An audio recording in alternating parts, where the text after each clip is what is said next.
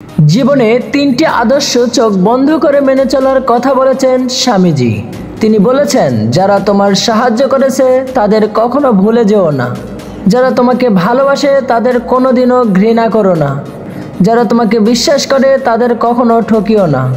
উঠে দাঁড়াও, শক্ত হও, দীপ্ত হও, যাবতীয় দায়িত্ব নিজের কাঁধে নাও। আর এটা সবসময় মাথায় রেখো, তুমিই তোমার নিয়তির স্রষ্টা। তোমার যে পরিমাণ শক্তি প্রয়োজন সবটা তোমার মধ্যেই রয়েছে। সুতরাং নিজের ভবিষ্যৎ নিজেই তৈরি করে নাও। যে কোনো একটা ভাবনা মাথায় আনো, সেই একটা ভাবনাকেই তোমার জীবন করে ফেলো। সেটা নিয়েই ভাবো, সেটা নিয়েই স্বপ্ন দেখো, সেটা নিয়েই বাঁচো।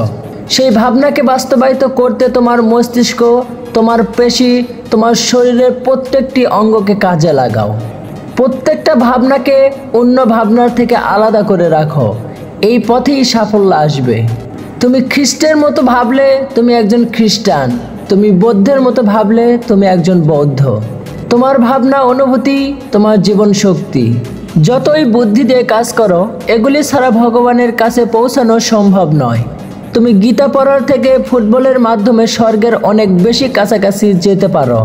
ওঠো, জাগো এবং লক্ষ্য না পৌঁছানো পর্যন্ত থেমো না। সারাদিন চলার পথে যদি কোনো সমস্যার সম্মুখীন না হও, তাহলে বুঝবে তুমি ভুল পথে চলেছ।